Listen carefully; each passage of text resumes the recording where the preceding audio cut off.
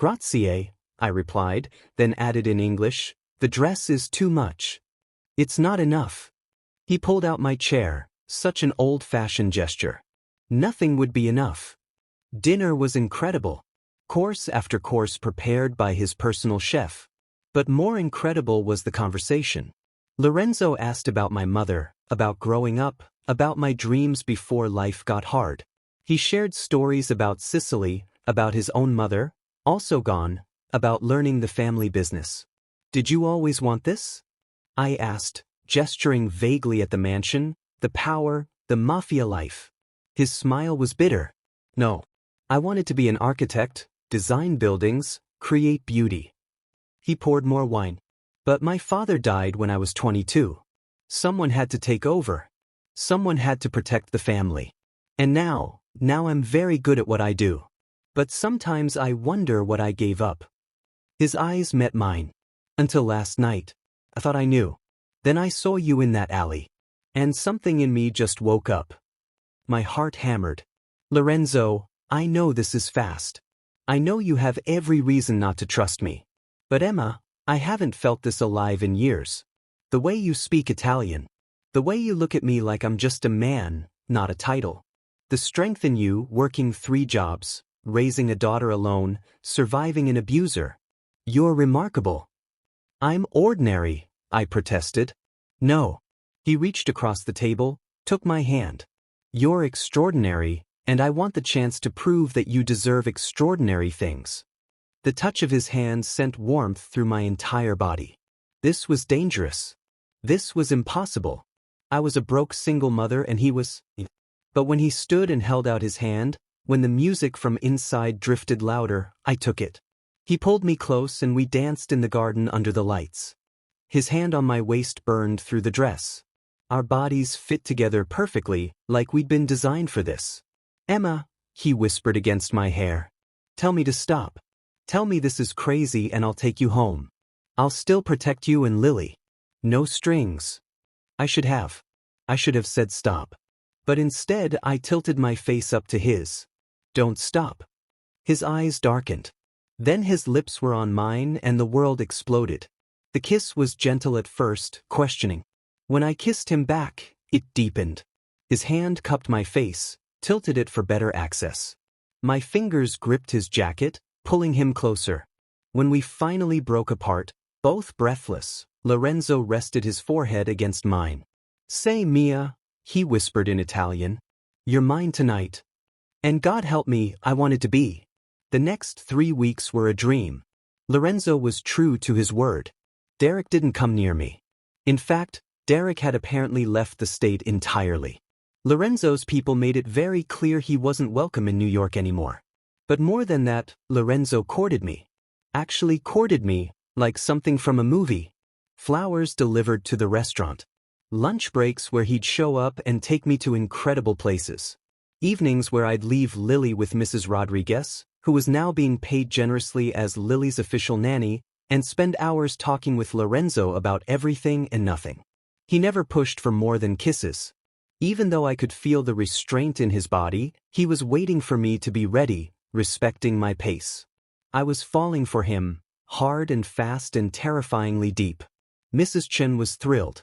She'd figured out who Lorenzo was, and having the Vitali boss as a regular customer had elevated her restaurant status. She cut my hours and raised my pay, insisting I deserved to spend time with that handsome man. I'd even brought Lily to meet him once, terrified of his reaction. But Lorenzo had been incredible, getting down on her level, asking about her favorite dolls, speaking to her in both English and gentle Italian. Lily had been enchanted. Everything was perfect. Too perfect. I should have known it couldn't last. It was a Tuesday afternoon. I'd gone to pick Lily up from preschool early for a doctor's appointment. But when I arrived, the teacher looked confused. Lily already left, Miss Carter. Her father picked her up about an hour ago. The world stopped. Her father? The words came out strangled. What father? The man you put on the authorized pickup list last week. Mr. Mitchell. Derek. Oh God. Derek had my baby. I ran to the street, fumbling for my phone. Lorenzo answered on the first ring. Emma, what? He has her. I could barely breathe. Derek has Lily. He took her from preschool. Where are you? Lorenzo's voice went deadly calm. Outside Little Star's preschool on. Don't move. I'm 3 minutes away. He arrived in 2.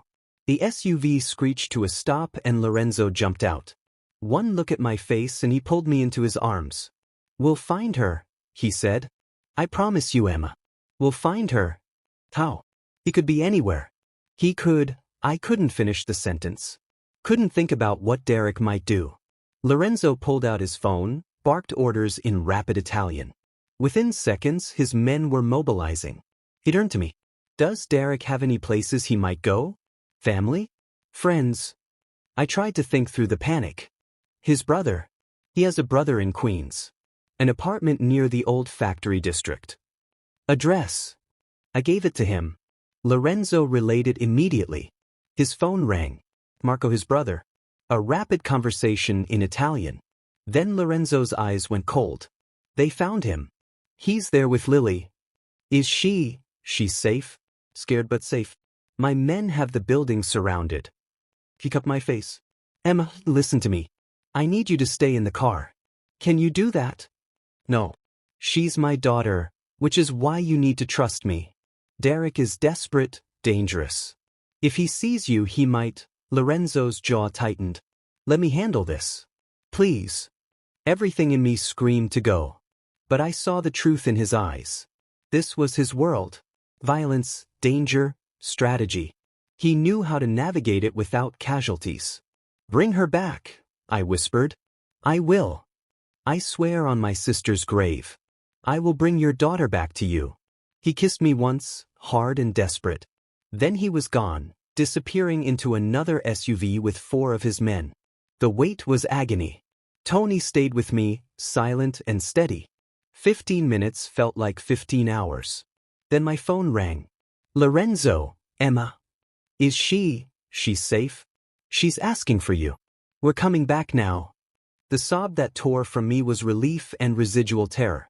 Derek won't be bothering anyone ever again. The finality in his voice told me everything I needed to know. I didn't ask for details. I didn't want to know. 20 minutes later, the SUV pulled up. The door opened and Lily jumped out, running to me. I caught her, fell to my knees, held her so tight. Mama, there was a bad man, but the nice man with the cool cars came and got me. I know, baby. I know. You're safe now. Lorenzo approached slowly, giving us space. When I looked up at him, his face was carefully blank, but his eyes held everything. Fear that he'd been too late. Relief that he wasn't. And something deeper. That night, I couldn't bring myself to go back to my apartment. Lorenzo didn't even suggest it. He took us to the estate, set Lily up in a room fit for a princess, and held me while I fell apart. He could have hurt her, I sobbed into his chest. He could have, but he didn't. She's safe. You're safe. And I will never, ever let anyone threaten either of you again. Gabriel Cassano returned to the diner exactly 3 days later. Harper was in the middle of the lunch rush when the door opened and that familiar silence came down. This time she was ready, or at least she thought she was. Booth 12? She asked when he came near. Booth 12, he confirmed. Stella was with him again. And this time the little girl's face lit up when she saw Harper. You remembered, she exclaimed. You said you'd be here. I never break my promises, Harper said, smiling. Hot chocolate with extra marshmallows? Yes, please. As Harper made their drinks, her hands were steadier this time. She'd spent the last 3 days trying not to think about Gabriel Cassano, which meant she'd thought about him constantly.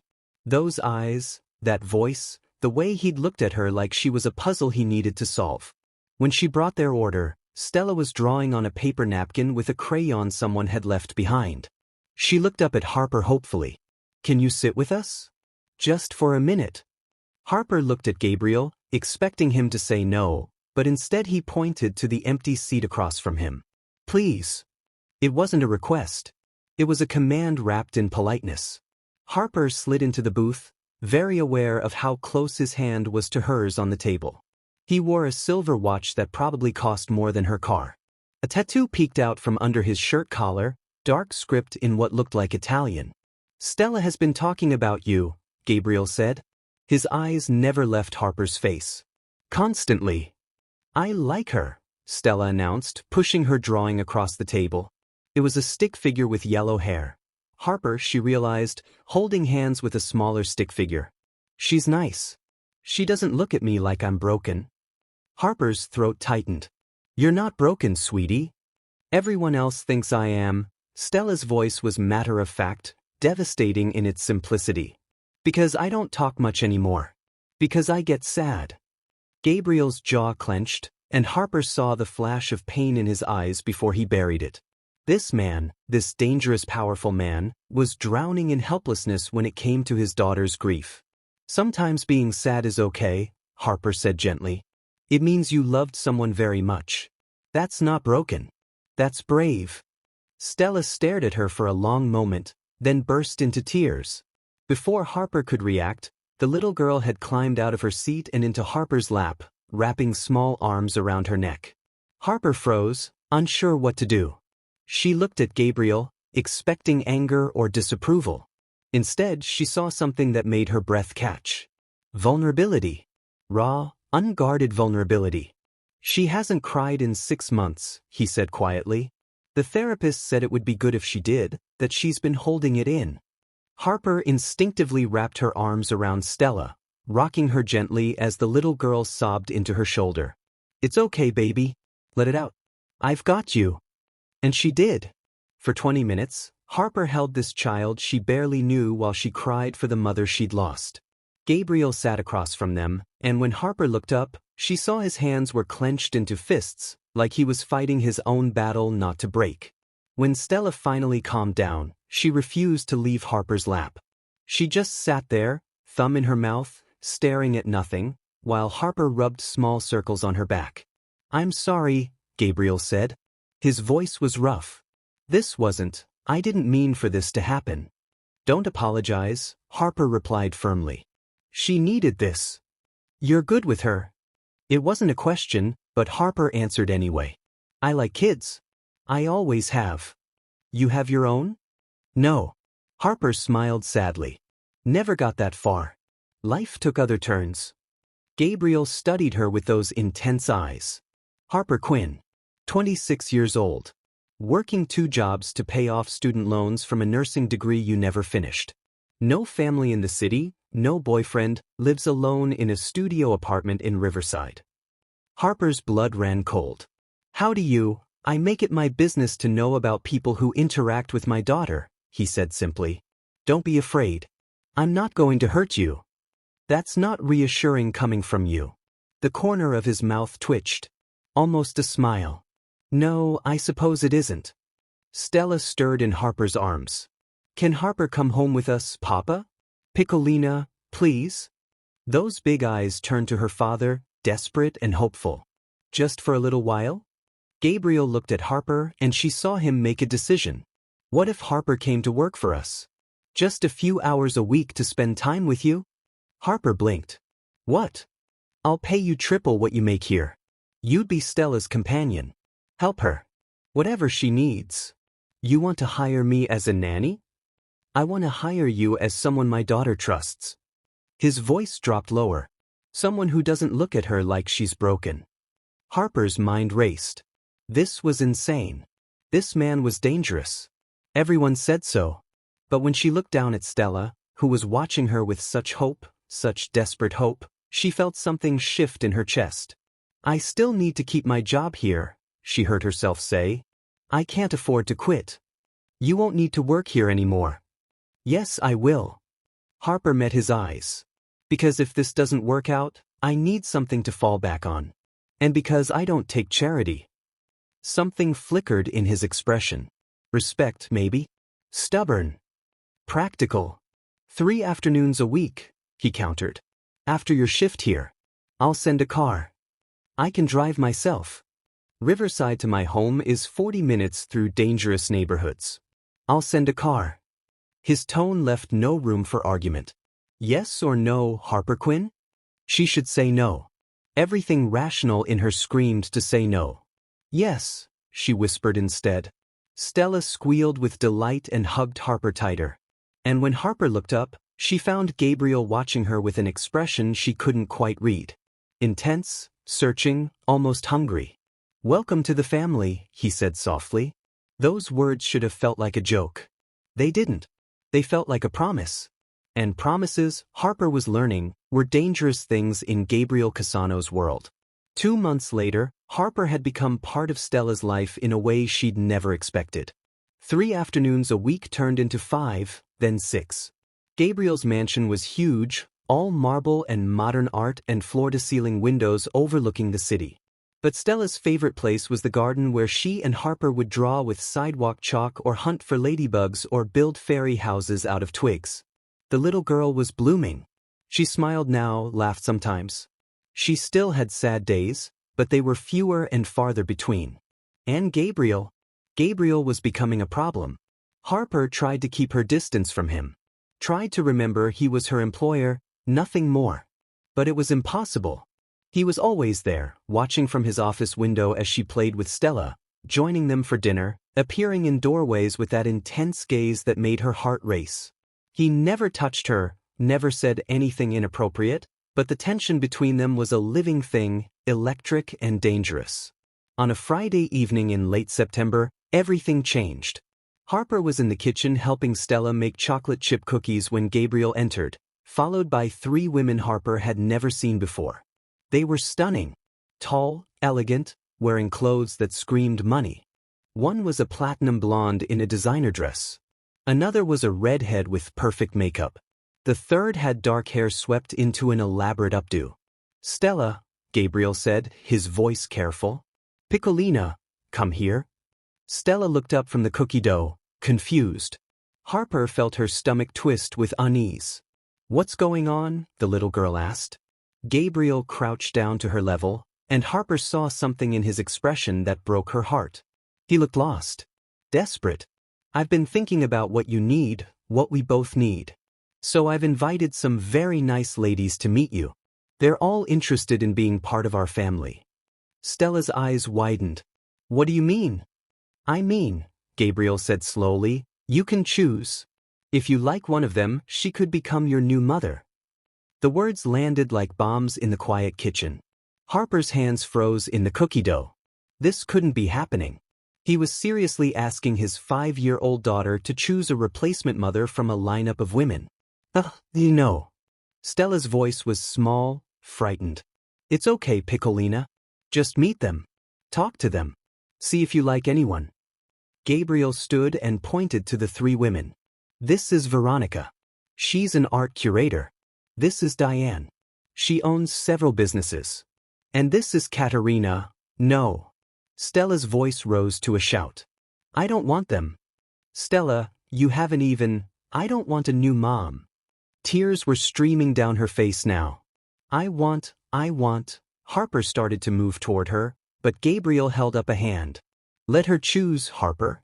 It was the first time he'd ever used her first name without any formality. The first time his voice had held that note of pleading. The 3 women stepped forward, all fake smiles and carefully practiced warmth. Veronica knelt down. "Hello, sweetheart. I love art just like you. We could paint together." "Go away," Stella screamed. Diane tried next. "I have a house in the Hamptons. We could go there in the summer." "I don't want you." Katerina didn't even get a word out before Stella ran. She didn't run to her room like everyone expected. She didn't run to Gabriel. She ran straight to Harper and wrapped her arms around Harper's legs, sobbing into her flower-covered jeans. "I want Harper," she cried. "Papa, I want Harper to be my mom. Please, please, I don't want anyone else." The room fell absolutely silent. Harper's heart stopped. She looked down at this little girl clinging to her, then up at Gabriel. His face had gone pale, his eyes wide with shock. The 3 women looked insulted, angry, confused. "Stella, that's not, Harper isn't," Gabriel's voice trailed off. "She is," Stella insisted, her small hands gripping Harper's clothes. "She reads me stories. She knows how I like my marshmallows. She doesn't get mad when I'm sad. She's the one I want, Papa. Her. Harper couldn't move. Couldn't breathe. This wasn't supposed to happen. She was just the hired help. She had no business being part of this family, no matter how much she'd grown to love Stella over the past 2 months. Oh God. She'd fallen in love with this child. Young lady, Veronica said coldly, you can't just choose the help. Don't. Gabriel's voice cut through the room like a blade. His eyes were on Harper now, only on Harper, and the intensity in them made her knees weak. Don't finish that sentence. He walked toward them slowly, and Harper couldn't read his expression. Was he angry? Disappointed? When he reached them, he knelt down beside Stella. Piccolina, he said gently, Harper has her own life, her own dreams. You can't just. Does she want to leave? Stella hiccuped. Harper, do you want to leave me? And there it was. The question that changed everything. Harper looked down at those tear-stained cheeks, those desperate eyes. She thought about going back to her empty studio apartment. Thought about never seeing Stella smile again, never hearing her laugh. Thought about never being in this house, never being near. Her eyes lifted to Gabriel's. He was watching her like she held his entire world in her hands. Maybe she did. No, Harper whispered. I don't want to leave. Then stay. Stella begged. Papa, make her stay. Make her be my mom, please. Gabriel stood slowly, never breaking eye contact with Harper. When he spoke, his voice was rough with emotion. Ladies, I apologize for wasting your time, but I think my daughter has made her choice. The 3 women left in a flurry of angry protests, but Harper barely heard them. She was too focused on Gabriel, who had taken a step closer, close enough that she could smell his cologne. Cedar and smoke and something uniquely him. You don't have to do this, he said quietly. Say the word, and I'll explain to Stella that, I love her, Harper interrupted. The words tumbled out before she could stop them. I know I shouldn't. I know I'm nobody. But I love her, Gabriel. And I can't leave her. I can't. Something broke in his expression. You're not nobody. I'm a waitress with $47 in my bank account. You're the woman my daughter chose. His hand lifted, hesitated, then gently cupped her cheek. His thumb brushed away a flour smudge she didn't know was there. And she's not the only one who doesn't want you to leave. Harper's breath caught. Gabriel, stay, he whispered. Not as an employee. Not as a nanny. Stay as part of this family. As Stella's mother. As my. He seemed to struggle with the words. As mine. You can't want, I want. His voice was fierce now. I've wanted since the moment you crouched down to meet my daughter's eyes in that diner. I've wanted since you held her while she cried. I've wanted every time I've watched you in my garden, in my home, making her smile, making me feel things I thought I'd forgotten how to feel. I don't understand, Harper breathed. Then let me make it clear. He leaned closer and she felt his breath on her lips. Marry me, Harper Quinn. Not for convenience, not for show. Marry me because my daughter loves you. Because his jaw clenched. Because I'm falling in love with you too. The world tilted.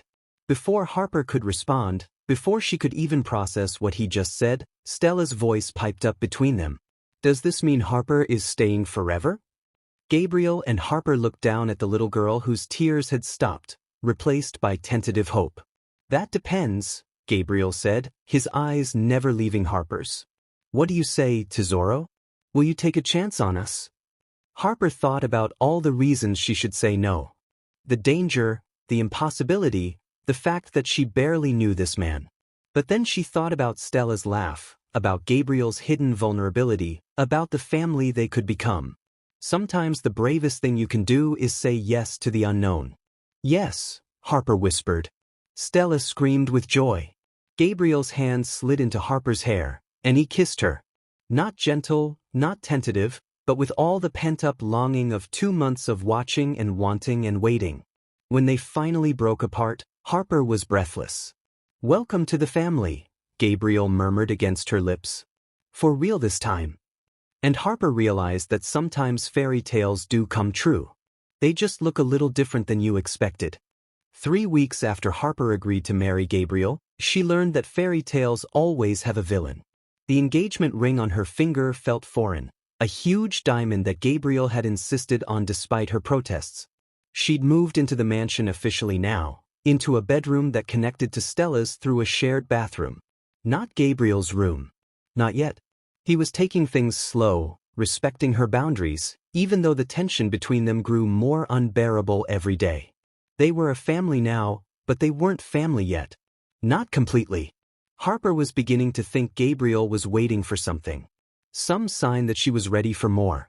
The problem was she'd been ready since that first kiss in the kitchen. But every time she tried to bring it up, Stella would appear, or his phone would ring with business that couldn't wait, or Harper's own courage would fail her. On a Tuesday morning, everything changed.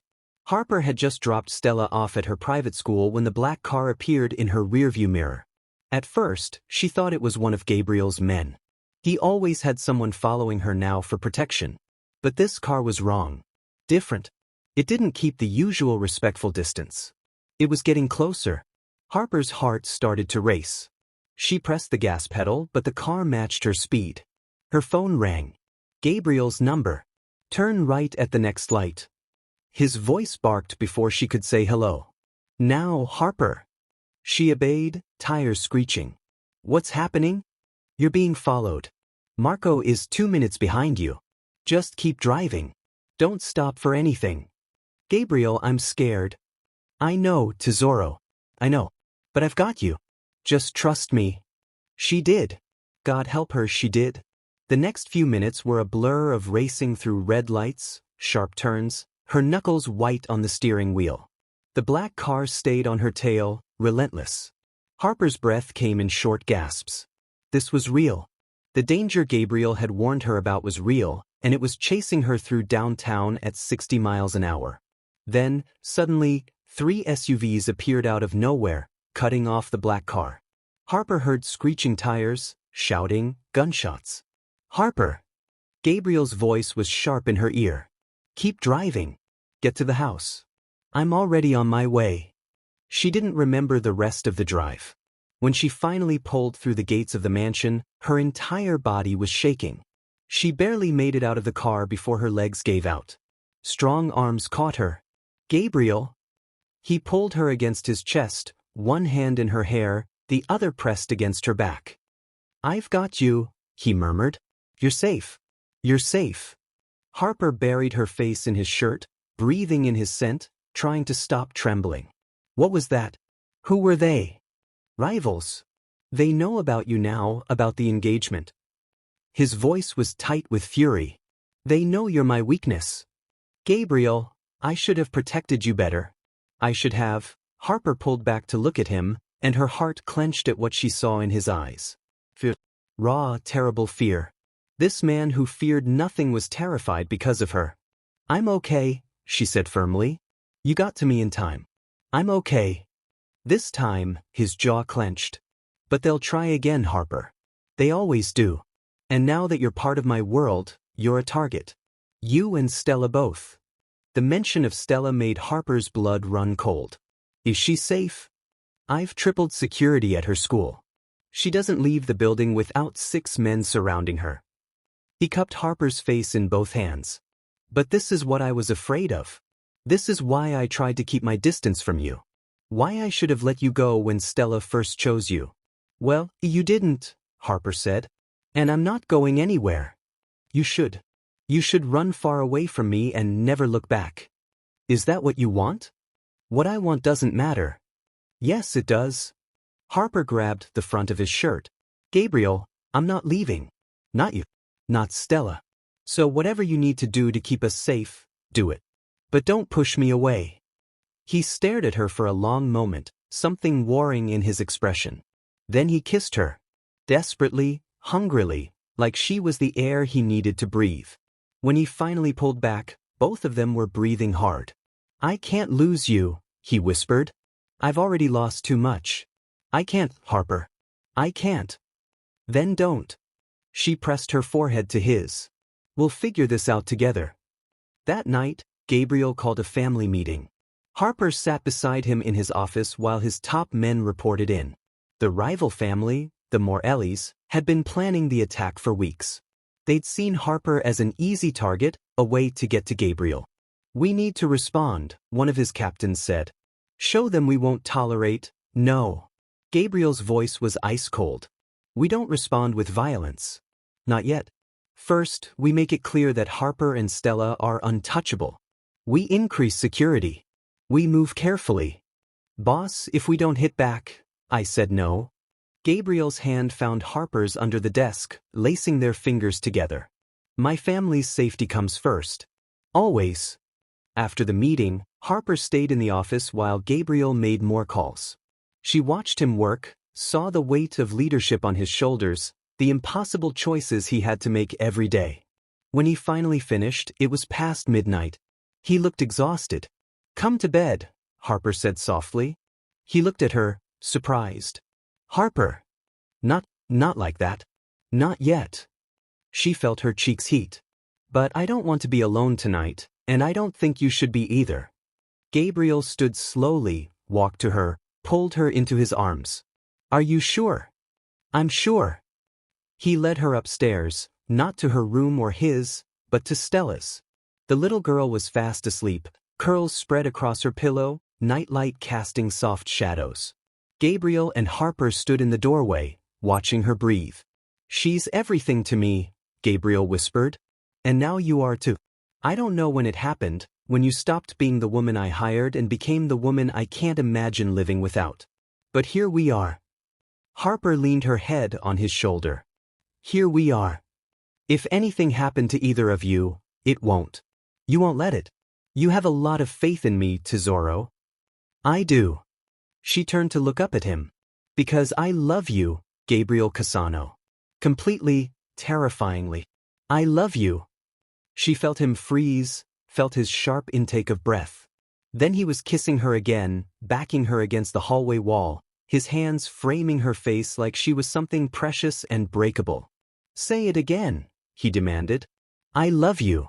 Again. I love you. I love you. I love." He kissed the words right out of her mouth. And when they finally broke apart, both of them were shaking. "My room," he breathed.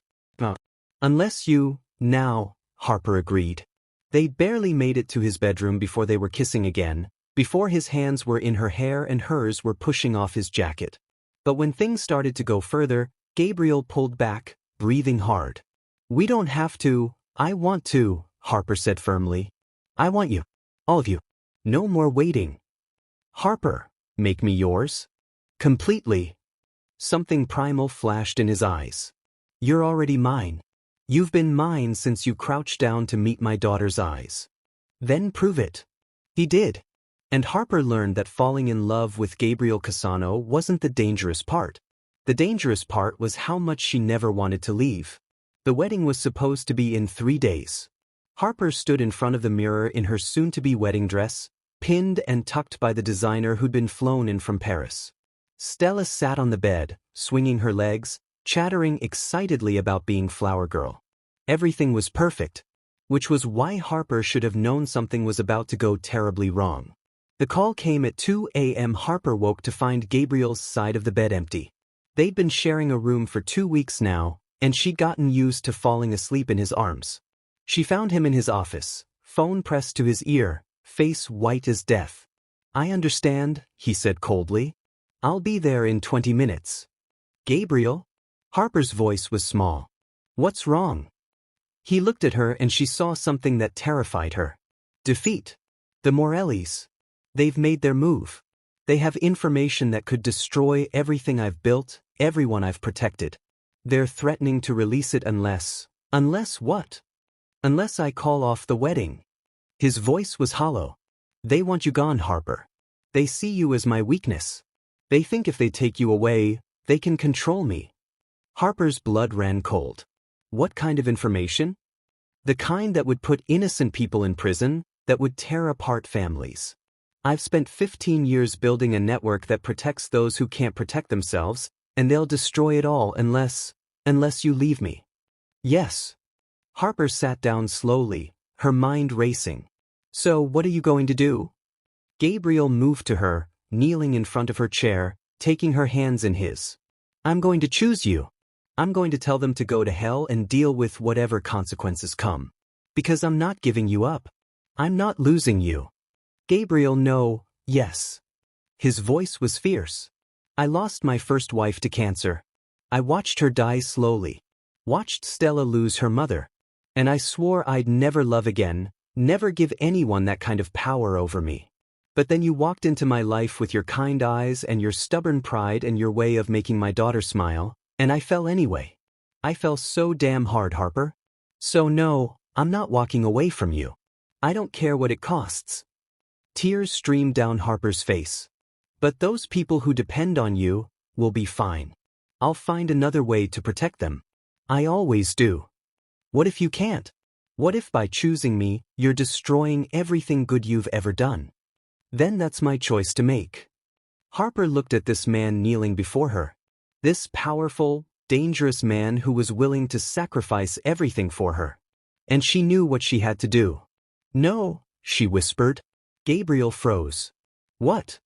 I won't let you give up everything for me. I won't be the reason good people suffer.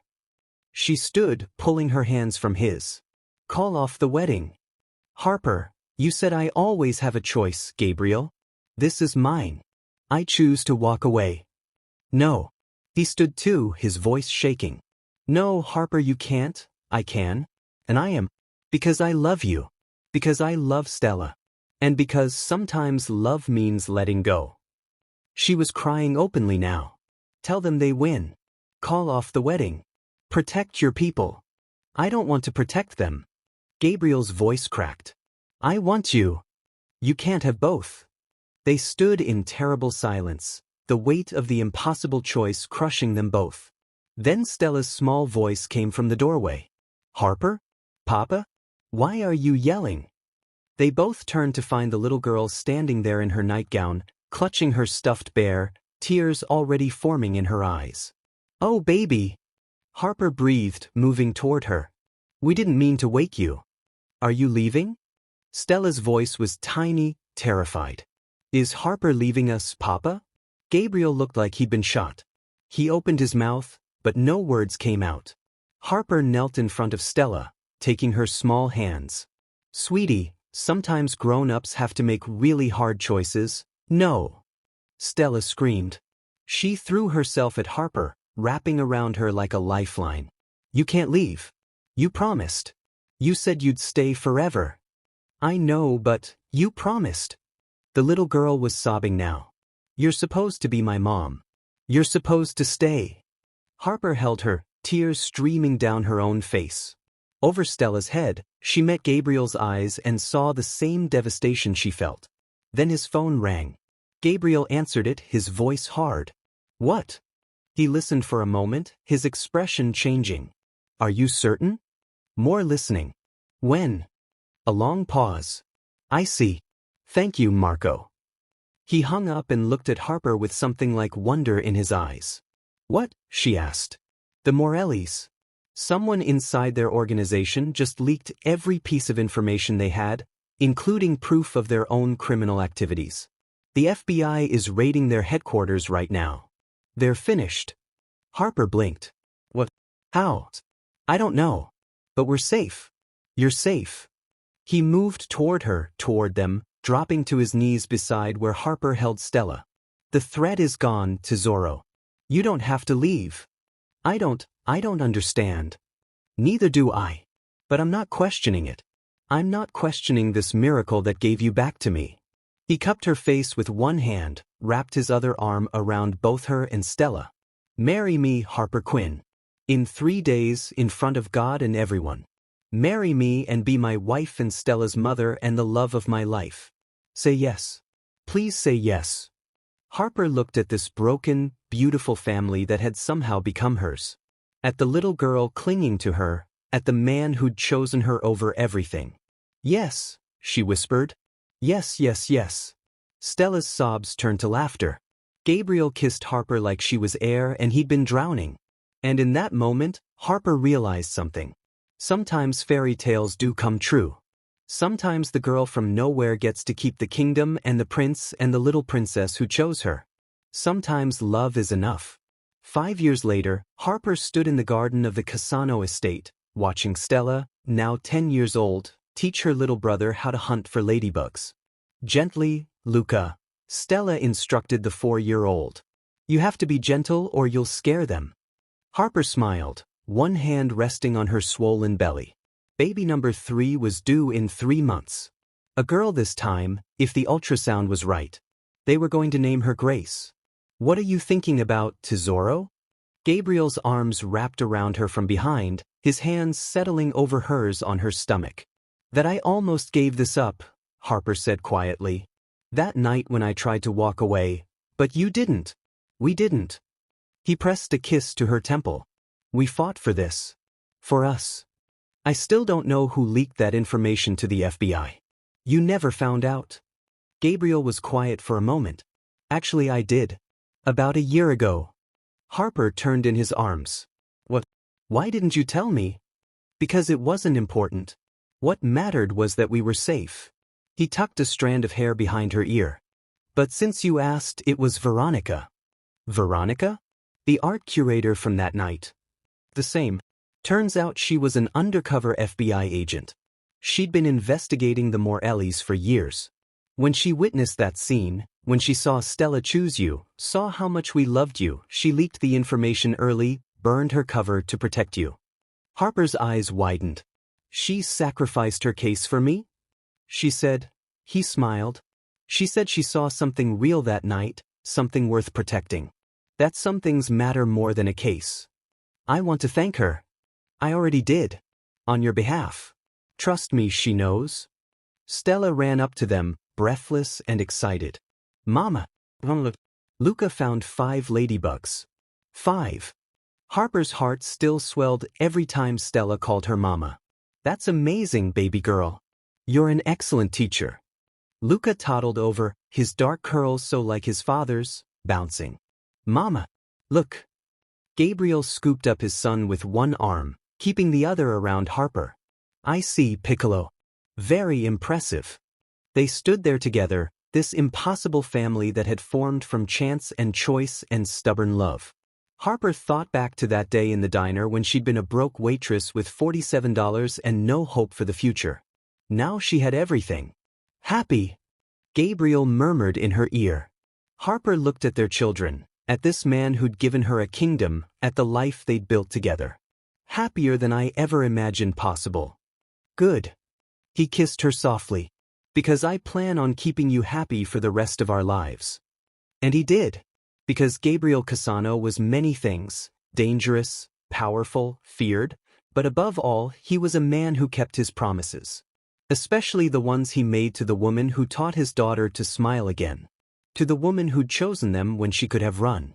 To the woman who'd become the heart of his family. To Harper. His wife. His love. His everything. This story has come to an end. If it touched your heart in some way, leave your like and share it with someone who also loves emotional stories. New stories coming soon. Until next time.